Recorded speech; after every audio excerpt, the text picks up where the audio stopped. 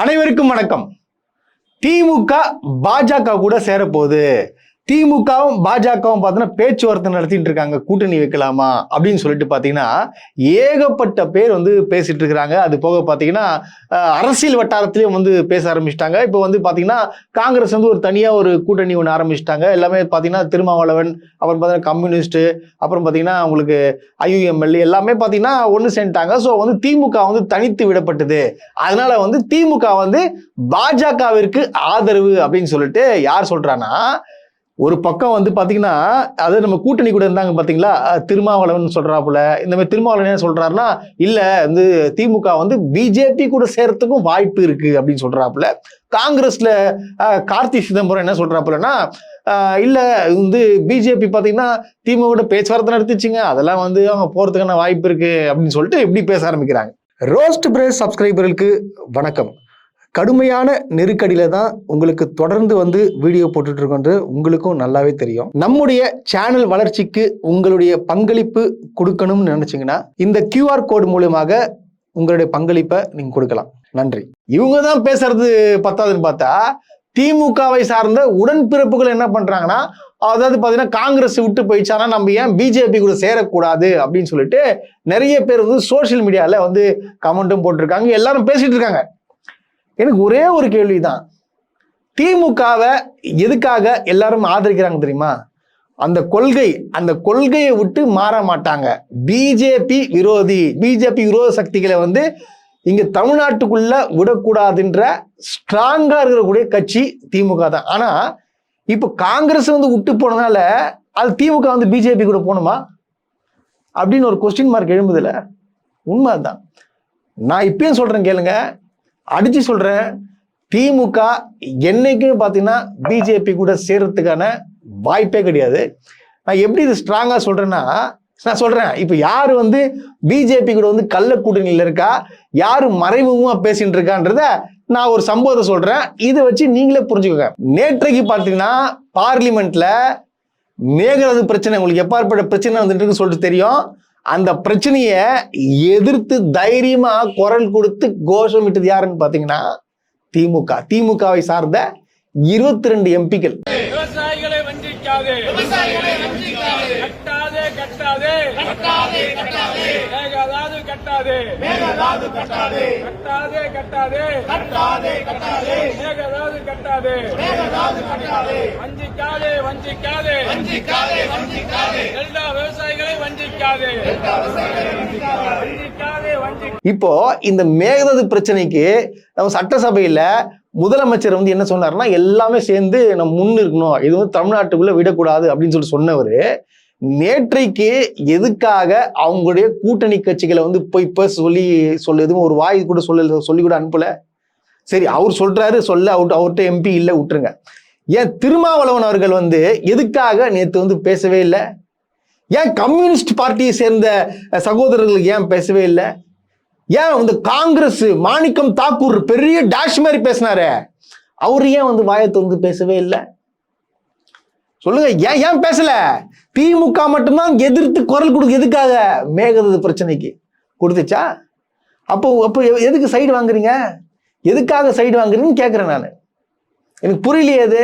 அதே போல அதை விடுங்க, நீட்டு பிரச்சனைக்கு அவ்வளோ பிரச்சனை நடக்குது. அங்க நேற்று பார்லிமெண்ட் முன்னாடி மாணவர்கள் வந்து அவ்வளவு வந்து கூடுறாங்க. அங்க வந்து பாத்தீங்கன்னா அடித்து மாணவர்களை போராட்டம் தானே பண்ணாங்க, அடிச்சு அவங்களை எவ்வளவு சித்திரவதை பண்ணிருக்காங்க தெரியுமா? அந்த வீடியோ பாருங்க.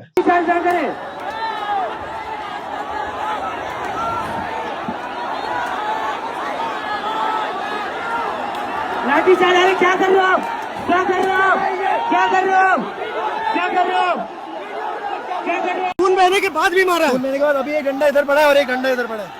ये देखिए, आप मैं उसको दिखा रहा था कि भाई मार, एक और मार, उसने मार दिया, तो आप अभी फिर भी आगे बढ़ रहे हैं। लेकिन अभी इसको मिल के मारा है भाई। ये देखिए,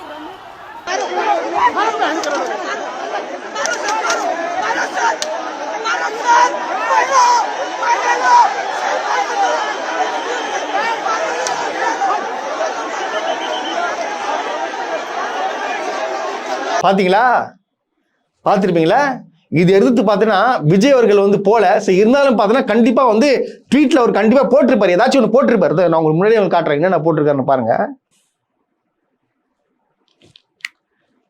எதுவுமே போடல, மாணவர்களுக்காக நீட்டு பிரச்சனைக்காக முன்கூட்டியே வருவாரு, எதுவுமே இல்லை. சரிங்க, ஆக்டர் விஜய்ல பார்க்கலாம், அட்லீஸ்ட் அதையாச்சும் மாத்திக்கிட்டு எதனா போட்டாருன்னு பார்க்கலாம். இதுல 18 ஹவர்ஸ் போட்டுக்கிறார்.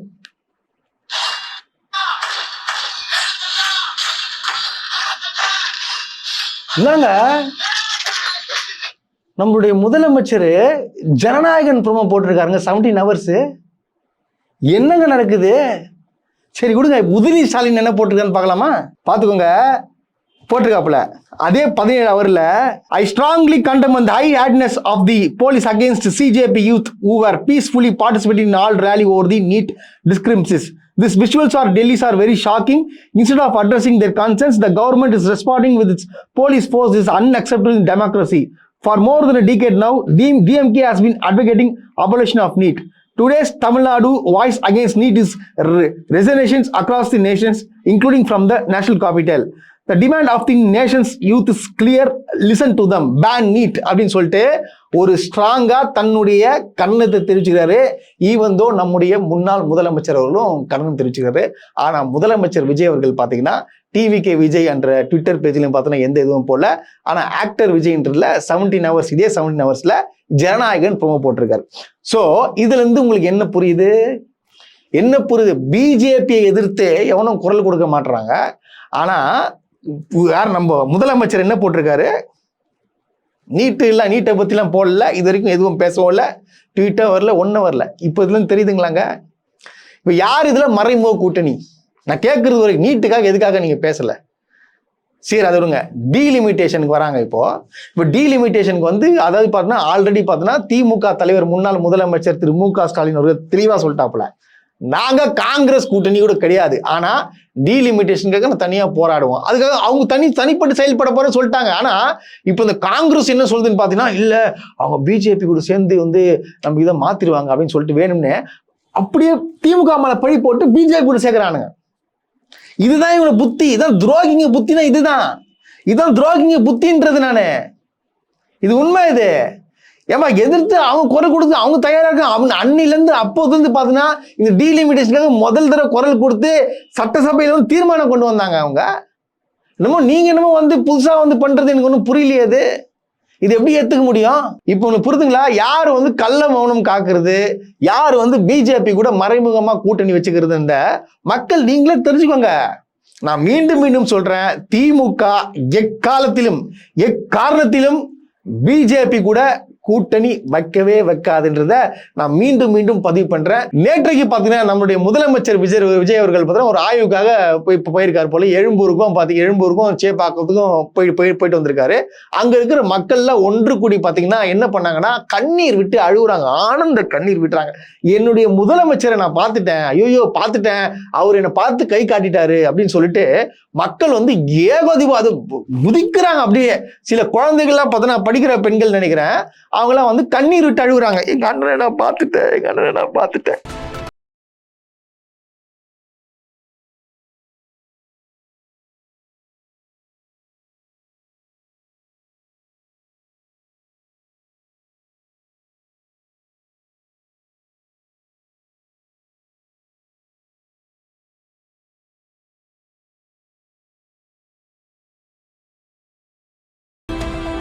எனக்கு சத்தியமா எனக்கு புரியலங்க, எதுக்காக இவ்வளவு ஒரு இது எனக்கு என்ன ஒரு இது பண்ணா என்ன கிடைக்க போகுது உங்களுக்கு மக்களாக? உங்களுக்கு இதெல்லாம் பார்க்கும்போது வெறுப்பாகுதுங்க. நான் தமிழ்நாட்டுல இருக்குமா இல்ல வேற எங்கன்னா இருக்குமான்னு சத்தியமா எனக்கு தெரியல. அவர் முதலமைச்சருங்க, அவர் நடிகர் கிடையாது. ஃபர்ஸ்ட் புரிஞ்சுக்கணும், நடிகர்லயே நீங்க பார்த்தீங்கன்னா எப்படி அது அவர் அரசியல்வாதியாவோ ஒரு முதலமைச்சராக பார்த்தா உங்களுக்கு தெரியும் என்னன்னு சொல்லிட்டு. இன்னும் சினிமா மோகத்திலே இருந்து இன்னும் எத்தனை பேரை தான் தமிழ்நாடு வந்து சினிமா நடிகர்கள் தூக்கி விட போகுதுன்னு சொல்லிட்டு சத்தியமா எனக்கு தெரியலங்க, உண்மையா எனக்கு தெரியல. அதாவது இத்தனை காலமாக இந்த திராவிட கட்சிகள் வந்து என்ன பண்ணாங்கன்னா இவ்வளவு தூரம் தமிழ்நாடு டெவலப் பண்ணி ஒரு மிகச்சிறந்த நடிகர் அவருக்கு ஏகப்பட்ட ரசிகர் இருக்கிறாங்க. அதுக்காக அந்த மக்கள் வந்து ஓட்டு போட்டு என்ன பண்றாங்க, எப்பா நீ என்ன வேணா தமிழ்நாடு கொண்டு போய்க்கோ, ஆனா இப்போ வந்து எனக்கு முதலமைச்சர் விஜய் தான் வேணும்னு சொல்லிட்டு அவங்க நொக்குன்னு ஓட்டு போட்டு இப்போ முதலமைச்சர் ஆக்கி விட்டாங்க. இப்போ ஆக்குந்தும் இல்லாம அவர் இப்போ வரைக்கும் 40 நாட்களாக என்ன பண்ணாருன்னு கேட்டா எல்லாமே திமுக என்ன பண்ணுச்சு, போன ஆட்சி என்ன பண்ணி சொல்லிட்டு எல்லா திட்டங்களையும் ஸ்டிக்கர் ஒட்டி ஒன்று பண்ணிட்டு இருக்காங்க. இது தெரியாத மக்கள் வந்து இன்னும் பார்த்தா விஜய் அது பண்ற இது பண்ற அது பண்ற இது பண்ற ஐயோ பார்த்துட்டேன்னு சொல்லிட்டு அப்படி அந்த கடுப்பாகுதுங்க. ஏங்க ஒண்ணு இல்லைங்க, இப்ப நீங்க பேசுறீங்களா, இப்ப விஜய் வந்துட்டான்னு சொல்லிட்டு நம்மளுடைய முன்னாள் துணை முதலமைச்சர் இப்போ எதிர்கட்சி தலைவர்கள் உதயநிதி ஸ்டாலின் அவர்கள் கொரோனா பீரியட் நல்லா தெரியும், 2021 கொரோனா பீரியட் நல்லா தெரியும். அப்புறம் முதல்ல அடுத்த 3 மாசத்துல நவம்பர் மாசம் அங்க பாத்தீங்கன்னா சரியான மழை, பயங்கரமான கொரோனா ஒரு பக்கம் தாக்குது, மழை வெள்ளம் அங்க ஃபுல்லா சேரு சகுதி அந்த அந்த இது இடத்துல எல்லாம் அங்க போயிட்டு உதயநிதி ஸ்டாலின் அவர்கள் போயிட்டு அங்க நைட்டு பாராம அங்க போயிட்டு என்னென்ன பண்ணீங்க இந்த வீடியோ பாருங்க. எப்ப அந்த வீடியோ போடுப்பா.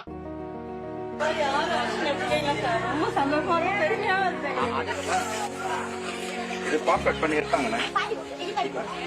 ஆனா இப்ப சொல்லிட்டு அந்த பகுதி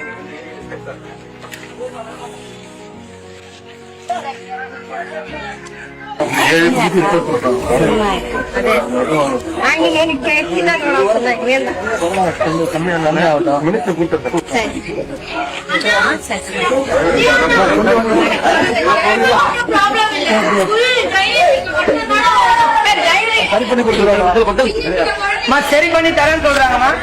இப்ப இவர் என்ன சொல்றீங்க, இவர் எங்க வந்து நிக்கிறாரு? அப்ப கொரோனா டைம்ல நம்மள மாண்புமிகு முதலமைச்சர் என்ன பண்ணியிருந்தாரு, எத்தனை பேர் விசிட் பண்ணி பார்த்தாரு, எவனா சொல்ல முடியுமா? உயிராச்சு டாஷ் ஆச்சுன்னு போனா போதுன்னு சொல்லிட்டு எத்தனை எம்எல்ஏக்கள் கிட்டத்தட்ட 2-3 எம்எல்ஏ இறந்து போனாங்க, மாவட்ட செயலர் இறந்து போனாங்க திமுக பீரியட்ல. விஜய் அன்பழகன் எப்படி செத்தாருன்னு உங்களுக்கு எல்லாருக்கும் தெரியும்ல. உதயநிதி ஸ்டாலின் அதெல்லாம் பொருட்படுத்தாம தைரியமா இறங்கி அப்ப அந்த டிரைனேஜ் சிஸ்டம் அது நடந்து போயிட்டு எல்லாமே கிளியர் பண்ணாருங்க. அப்ப இதெல்லாம் உங்களுக்கு பெரிய விஷயமா தெரியல. அப்போ உங்க அண்ணன் வந்து வெளியில வந்து கை காட்டுறது பெரிய விஷயமா தெரியல. இல்லைங்க, இது கூட இல்லைங்க, ஒரு லேடி இங்க அந்த வீடியோ பாருங்களேன். அவர் வெளியில வந்து பாப்பாருன்றதை நாங்க நினைக்கவே இல்லை. வெளியில வந்து கை காமிச்சதுல எங்களுக்கு ரொம்ப சந்தோஷம். இந்த மாதிரி சிஎம் நாங்க பார்த்ததே இல்லை. எந்த சிஎமும் இந்த மாதிரி வந்து மக்கள் பார்க்கணும்ட்டு வந்து பார்த்ததில்லை. நாங்க இப்படி பாக்குறது எங்களுக்கு கொஞ்சம் சந்தோஷமா இருக்கு. தேங்க்யூ. இந்த ஒரு லேடி என்ன சொல்லுதுன்னா, அவர் வந்துட்டாரு கையை காமிச்சிட்டாரு, அது இப்போ இது வரைக்கும் எந்த முதலமைச்சரும் இந்த மாதிரி வெளியே வந்து கை காமிச்சதே இல்லை. இதெல்லாம் எந்த ஊர்ல இருந்துச்சுன்னு சொல்லிட்டு சத்தியமானு தெரியலங்க. கோமால கீமால இருந்துச்சா இல்ல பிறந்தது கோமா வந்து இப்பதான் வந்து விஜய் வந்து பிறப்பு வெளியே நடமாடம் வந்துச்சான்னு சொல்லிட்டு சத்தியமா எனக்கு தெரியல.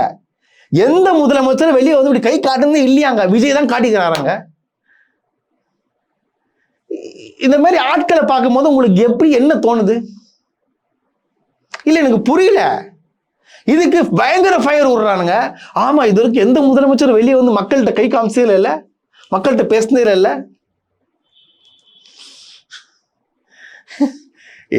என்ன நான் வந்து யூடியூபர், நான் வந்து இருக்கிற விஷயத்துல இருந்து பேசுறேன். ஆனா வந்து நானும் ஒரு மனுஷன் தானே, பேசும்போது கோவம் வரதான் செய்யும். வேற என்ன பண்றது, அந்த கோவம் பயங்கரமா வந்து கொஞ்சம் எக்ஸ்ட்ரா பிஹேவ் பண்ணிடுறேன். மற்றபடிலாம் வர ஒன்றும் கிடையாது. இதை பார்க்க எரிச்சலா தான் வருது, உண்மையாவே எரிச்சலாகுது, கடுப்பாகுது. இது ஒரு பக்கம் விடுங்க. இந்த பக்கம் பார்த்தீங்கன்னு வச்சுங்களேன், நம்ம இந்த எலெக்ஷன் முன்னாடிலாம் பார்த்தீங்களா ஓட்டர் ஐடி முதல் ஓட்டு விஜய். இது வரைக்கும் யாருக்கும் நான் ஓட்டே போடல, ஃபர்ஸ்ட் ஓட்டு எங்க அண்ணன் தான் போட போறேன்னு சொல்லிட்டு அந்த ஓட்டர் ஐடியை வச்சுக்கிட்டு என்ன பண்ணாங்க, ஓட்டர் ஐடியை வச்சுக்கிட்டு தூக்கிட்டு என்ன பண்ணாங்க, எல்லாருக்கும் விஜய்க்கு ஓட்டு போட்டு அந்த பயங்கர ரீல்ஸ் எல்லாம் போட்டு பயங்கர பந்தா காட்டியிருந்தாங்க. ஏப்பா அந்த கொஞ்சம் வீடியோ அது போடு. எனக்கு இப்போ 27 இயர்ஸ் ஆகுது. நான் இப்போதான் என்னோட ஃபர்ஸ்ட் ஓட்டே போடுறேன். எனக்கு 8க்கு ஆனதுக்கு அப்புறமேட்டு 2 எலெக்ஷன் வந்தது. 2 எலெக்ஷனுமே நான் ஓட்டே போடல. அப்போதான் நான் வந்து என்னோட ஃபர்ஸ்ட் ஓட்டே போட்டிருக்கேன். இப்போ வந்து நான் யாருக்கு என்னோட ஃபர்ஸ்ட் ஓட்டு போட்டிருப்பேன்னு சொல்லிட்டு கமெண்ட் பண்ணுங்க. ஏன்னா ஒரு க்ளூ தரேன். எனக்கு கேர்ள் பேபி தான் பிறக்கணும்னு ஆசை. ஸோ என்னோட கேர்ள் பேபி பிறந்துச்சு அப்படின்னா அது ரொம்ப சேஃபான ஒரு தமிழ்நாட்டில் இருக்கணும்ன்ட்டு ஆசைப்பட்டு போட்ட ஒரு ஓட்டு. என்ன ஓட்டுன்னு கமெண்ட் பண்ணுங்க. பாய். பாத்தீங்களா, இதே பொண்ணு இன்னைக்கு என்னத்தை கையில் வச்சுருக்கு பார்த்தா கரண்ட் பில்லை கை வச்சுருக்குது. எங்கள் வீட்டுக்கு கரண்ட் பில் எவ்வளோ வந்திருக்குன்னு தெரியுமா? 17,000 ரூபாய் வந்திருக்கு. ஆக்சுவலி எங்கள் வீட்டில் இருக்கிறது ஒரு ஏசி, 4 ஃபேன், ஒரு டிவி தான். இது மட்டும் தான் நாங்கள் யூஸ் பண்ணுவோம். ஏசியுமே வந்து நாங்கள் ரெகுலராக யூஸ் பண்ண மாட்டோம். நைட் மாடல் அது 24லேருந்து 26 தான். என்கிட்ட பேபி இருக்கிறதுனால நாங்கள் இதை தான் யூஸ் பண்ணுவோம். சரி கொஞ்சம் தான் எக்ஸ்ட்ரா வந்திருக்கோம் அப்படின்னு நாங்கள் இது பண்ணோம் சம்மர் டைம்னால். ஆனால் 4,000க்குள்ளே கட்டுற எங்களோட கரண்ட் பில் இப்போ 17,000 ரூபாய் வந்திருக்கு. எங்கள் வீட்டில் இருக்கிறது ஒரே ஒரு ஏசி, அப்புறம் வந்து 2 ஃபேனு, ஒரு டிவி இருக்கு. ஆனா வந்து பாத்தீங்கன்னா 4000 ரூபாய் வர கரண்ட் பில்லு பாத்தீங்கன்னா எனக்கு 15000 வந்திருக்கு. 15000 வந்திருக்கு. கேளுங்க ஓட்டு போட்டீங்களா, போய் கேளுங்க போயிட்டு. வேலுக்கு சந்தோஷமா இருக்கா?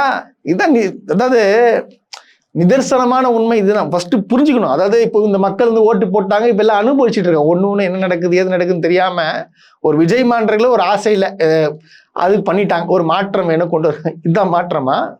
இதான் மாற்றத்தின் வெளிப்பாடா? எனக்கு சத்தியமா தெரியல. இது இன்னும் போக போக போக போக என்னென்ன ஆக போகுதுன்னு சொல்லிட்டு எனக்கு சத்தியமா தெரியல. ஆனா ஒண்ணுங்க, யாரு உண்மையாகவே தமிழ்நாட்டிற்காக போராடுறாங்க, தமிழ்நாட்டின் வளர்ச்சிக்காக போராடுறத இந்த மக்கள் வந்து கூடிய விரைவில் எல்லாம் பார்த்துட்டு தான் இருப்பாங்க. இது கண்டிப்பா நடக்க போகுது. ஒவ்வொரு நிகழ்வுகளும் மக்கள் உற்று நோக்கி கொண்டிருக்கிறார்கள். ஆனா இந்த இன்ஸ்டால ரீல்ஸ் போடுறவன் என்ன பண்றான், ஒரு மடைமாற்றும் விதமாக விஜய் பண்ணாத விஷயத்தெல்லாம் விஜய் தான் பண்ணாரு, நம்மளுடைய முதலமைச்சர் விஜயனை தான் பண்ணாரு, எல்லாம் அவர் தான் பண்ணிட்டு இருக்காருன்னு என்னது ஒன்னும் பண்ணிட்டு இருக்காங்க, பரப்பி விட்டுட்டு இருக்கானுங்க. மக்கள் மனசை மாத்திருக்காங்க. தயவு செய்து இந்த இன்ஸ்டால வர ரீல்ஸ் எல்லாம் மட்டும் நம்பாதீங்க. என்னோட நம்புங்க தவிர இன்ஸ்டால வர ரீல்ஸை மட்டும் நம்பாதீங்க. இன்னும் 2 நாட்கள் 4 அன்னைக்கு பாத்தீங்கன்னா ஜனநாயகன் படம் வந்து ரிலீஸ் ஆகுது. இது வந்து பொதுமக்கள் வந்து கண்டிப்பா பார்ப்பாங்க. விஜய் ஃபேன்ஸ்லாம் வந்து ரொம்ப ஆர்வமா இருக்காங்க. கண்டிப்பா வந்து அவங்களுடைய படம் வந்து கண்டிப்பா பார்க்க போறாங்க. கரெக்டா? இது பார்ப்பாங்க, நடக்கும். ஒரு மிகப்பெரிய ஒரு வசூல் அடிக்க போகுது. ஏன்னு பாத்தீங்கன்னா விஜயோடைய வந்து கடைசி திரைப்படம். அவர் முதலமைச்சராக இருந்தாலும் இப்போ நடிக்க முடியாது, நடிக்க மாட்டேன்னு சொல்லிட்டாப்புல. சொன்னால் படம் இனிமே கிடையாது. சரி, அதனால வந்து படத்துக்கான கூட்டம் வரும். படம் ரிலீஸ் ஆகுது, கோலாகலம் கொண்டாட போறாங்க. இதுல கோலாகலமா கொண்டாடுவது மக்கள் தான். கரெக்டா? ஆனா என்னத்த சொல்றது, அமைச்சர்ல என்ன பண்றாங்க, அமைச்சர்கள்லாம் நம்ம ஸ்ரீபெரும்புத்தூர் அமைச்சர் தென்னரசும் காஞ்சிபுரம் அமைச்சர் வந்து ரஞ்சித் குமாரும் 2 பேரும் சேர்ந்து என்ன பண்றாங்கன்னா, கோயிலுக்கு போய் நடைபாதையில கோயிலுக்கு வேண்டிக்கிறாங்களாம். இந்த ஜனநாயகன் போட்டோ வச்சுட்டு படம் வந்து கண்டிப்பா ஹிட் ஆகணும் அப்படின்னு சொல்லிட்டு வேண்டிக்கிறாங்களாம். அமைச்சர் 2 பேருமே அமைச்சர். பாத்தீங்களா மக்களுடைய எவ்வளவு போராட்டம் நடந்துக்குது, என்னென்னவோ நடக்குது. அதுக்காக வேண்டி தமிழ்நாடு நல்லா இருக்குன்னு சொல்லிட்டு வேண்டல, ஜனநாயகன் படம் வந்து வெற்றி அடையணும் அப்படின்றதுக்காக இவங்க 2 பேரும் நல்லா ஜோடியா கை போட்டு எங்க போறாங்கன்னா கோயிலுக்கு போறாங்க. சூப்பர்ல அது. சரி, இங்கே வரேன். தென்னரசுன்றவர் பார்த்தீங்கன்னா ஆல்ரெடி அங்கே காஞ்சிபுரம் மாவட்ட செயலர் இருந்தவர் போல. அவர் வந்து நடக்கிறதுல, அவர் போறதுல ஒரு 1% நியாயம் இருக்குன்னு வச்சுங்களேன். அமைச்சர் வந்து போகக்கூடாது, இந்த மாதிரி வேலை பண்ணக்கூடாது. ஆனா கூட ஒருத்தர் ரஞ்சித் குமார், அவருக்கும் விஜய்க்கு என்ன சம்பந்தம் எனக்கு தெரியல. அவருக்கும் விஜய்க்கும் என்ன சம்பந்தம்? எலெக்ஷன் தேதி அறிவிச்சது பிறகு லாஸ்டா அது 3 நாளுக்கு முன்னாடி தான் என்ன ஆகுதுன்னு பாத்தீங்கன்னா, இவருக்கு திடீர்னு காஞ்சிபுரத்துல ஆள் இல்ல, நீங்க நிக்கிறீங்களான்னு கேட்டதுக்கு நிக்கிறேன் அப்படின்னு சொல்லிட்டு வந்தவர் எங்க இருந்து பாத்தீங்கன்னா அதிமுகல இருந்து பாத்தீங்கன்னா ஒரு எம்ஜிஆர் புரட்சி தலைவர் ஏதோ கட்சியில வந்து சேர்ந்தாங்க. இவரும் வந்து ராமச்சந்திரன் 2 பேரும். அந்த கட்சிக்கு தலைவர் பாத்தீங்கன்னா அந்த பண்ருட்டி ராமச்சந்திரன், இவர் பொதுச் செயலாளர் ரஞ்சித் குமார், 2 பேர் தான் இருக்காங்க அந்த கட்சியிலேயே. சோ வந்து இங்க டிவிக்கு இருந்து கால் பண்ணி நிக்கிறீங்களா கேட்டதுக்கு நான் நிக்கிறேன்னு சொன்னா நிக்கிறா போல, நின்று ஜெயிக்கிறாப்புல, ஜெயிச்சவனே பார்த்து அமைச்சராகிறாரு. சோ இவருக்கும் விஜய்க்கு என்ன சம்மந்தம்னு சொல்லிட்டு எனக்கு தெரியல.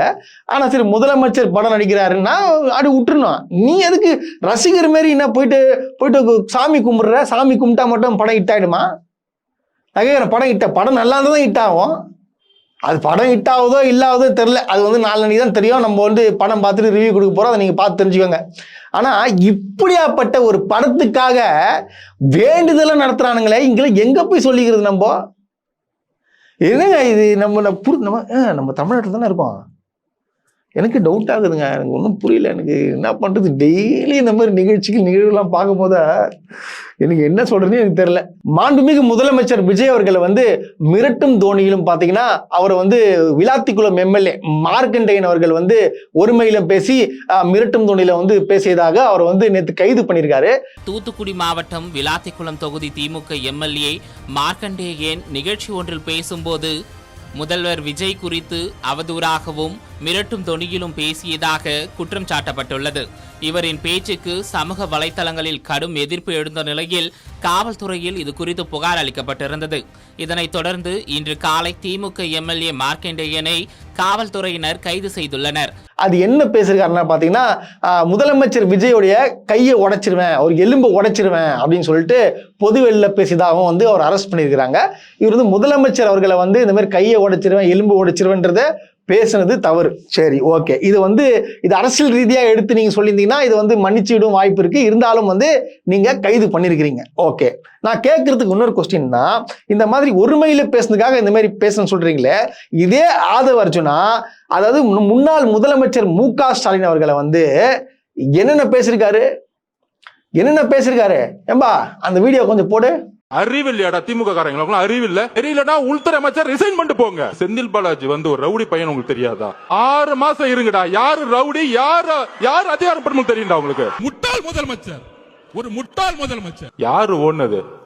உங்க அப்பா கைது செய்யும் பொழுது நீங்க ஓடுனீங்களே, அப்படியா ஓடணும்? நாங்க இதுக்கு மேல சொல்றதுக்கு கோபமான வார்த்தைகள் எனக்கு இல்ல கிடையாது. பாத்தீங்களா, முட்டாள் முதலமைச்சர் அவன் இவன் பேசுறது, ரவுடிங்களா வாங்க இன்னும் 6 மாசம் யார் ரவுடின்னு பாத்துக்கலாம் அப்படின்னு சொல்லிட்டு இந்த மாதிரி பேசுறது ஒரு கேவலமா ஒருமையில அவ்வளவு பேசியிருந்தார். இதெல்லாம் பார்த்தீங்கன்னா இதெல்லாம் மு.க. ஸ்டாலின் அவர்கள் நடவடிக்கை எடுத்தாரா? ஏன்னா சரி விடு பேசிட்டு போறாப்பலன்னு சொல்லிட்டு விட்டு. ஆனா இவங்க என்ன பண்றாங்க, வேணும்னே நம்ம எப்படின்னா போல்டானாலே நம்ம எவனும் பேசக்கூடாது, பேசினா அதிரடி கைது தான் அப்படின்னு சொல்லிட்டு இந்த மாதிரி நடவடிக்கைகள் எடுத்துட்டு வரோம். சரி, இப்போ நம்மளுடைய முதலமைச்சர் அவர்களும் பார்த்தீங்கன்னா அவர் முதலமைச்சர்னா சும்மா கிடையாது, நம்மளுக்கு எல்லாருக்கும் முதலமைச்சர் அவர் தான் நம்பர் 1. சரிங்களா? அவரே பொதுவெளியிலையும் சட்டசபையிலையும் டேஷ்னு பேசுறது, நான் 5 நிமிஷம் பேசுனதுக்கு கொத்து பரோட்டா போட்டுருன்றது, எங்க உங்க அப்பாவை காணும் அப்படின்றது. ஸோ இந்த மாதிரி நாகரிகமாற்ற வார்த்தைகள்லாம் பேசும்போது எப்படி இருந்துச்சுன்னு சொல்லிட்டு எனக்கு தெரியல. எப்படி ஒரு கைது பண்றாங்க? இது கையை உடைப்புன்றது கண்டிப்பா கைது பண்ண வேண்டியதான் ஆகணும். பட் ஆனா நம்ம எப்படி பேசணுன்றத நினைக்கணும்ல. எனக்கு இன்னொரு கேள்வி எழும்புது. இப்போ ஒரு கையை உடைப்பேன்னு சொல்லியிருக்காரு. சும்மா போறவரை யாராச்சும் கையை உடைப்பேன் காலை உடைப்பேன்னு சொல்லி யாரும் சொல்லுவாங்களா? சொல்லியிருந்தா மிக பெருந்தன. என்னன்னா எதிர்வினை ஆயிருக்கு.